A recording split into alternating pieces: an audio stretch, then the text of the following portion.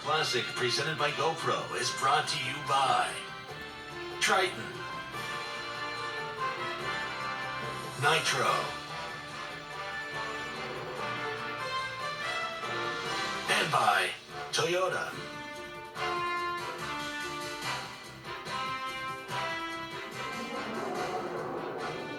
Let's break it down. You know, the biggest lure of the year, unless something weird happens, is the lure that won the Bassmaster Classic. Welcome to the Shell Rotella Bassmaster Garage with Edwin. And that's it right there. Tell us what it is and what it is. This is the Andy's E-Series Finesse Jig. I was fortunate enough to find this guy that still has the old brown flat living rubber.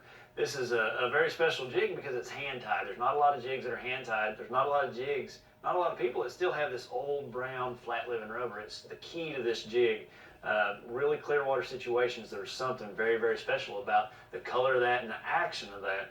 I had that trailer there with a Zoom critter crawl, spent a little bit of orange on its pinchers, 5/16 weight, but I got a lot of confidence in this bait. You know, we worked really hard on designing it, and I was fortunate enough to be able to win Classic. A jig that size, and I guess you call the category of finesse jig. I mean, for all of these Ozark streams, including the Elk River, I mean, that's a standby. I mean, anybody's going out to catch a little smallmouth in a creek, and they got a pocket full of those things. But again, you say it's the little subtleities about it that really made the difference. It is. It's a special jig because it's hand tied. Like I said, it's got just living rubber. You mentioned. Now, how does that make it that much better for the situation you were in?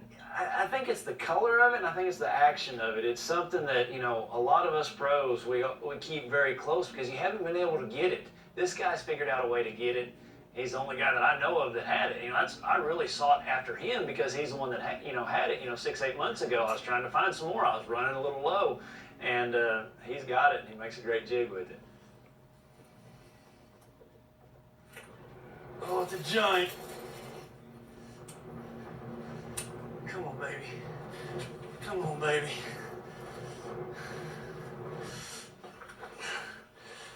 Oh gosh, you're not done, are you? Come here, come here. Yeah! Woo!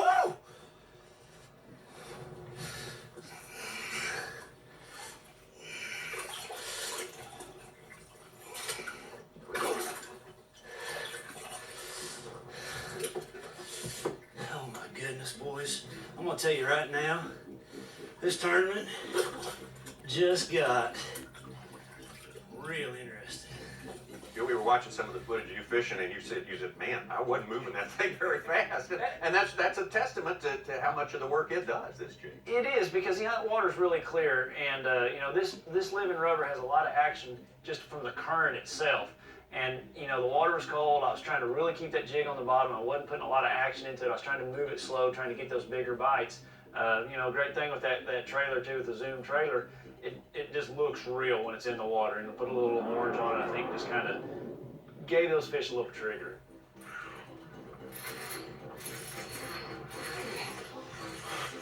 Big one.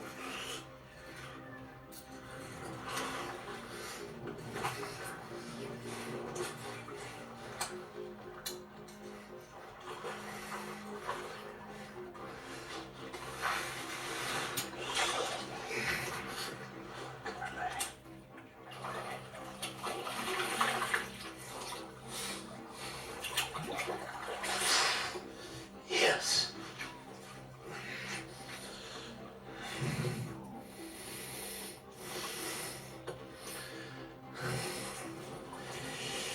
I ain't giving it to Jason today is all I got to say. You better catch him.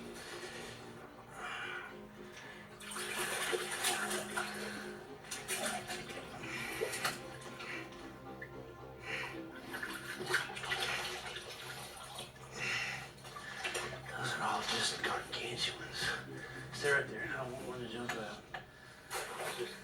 A little interesting sidebar to this, something I heard, you can confirm or deny this, the origins of this jig and how it got to this point right here date back to last season on the St. Lawrence River, right? Give us the connection. It's actually a lot further than that. Andy, the guy from the company, gave me some hair jigs 12 to 15 years ago at a show in Connecticut. I was up there working for Nitro, and he hands me these jigs. We, as pros, traveling the country, all the time we get handed stuff. I've always carried them with me. and I'm out there practicing at the St. Lawrence. I run into Odd, a good friend of mine, and we kind of exchange what we're doing. He says he's catching some on this, and I say I'm catching some on that. And tied one on right then immediately. You know, I trust Odd completely. I never caught a bass on it that day in practice.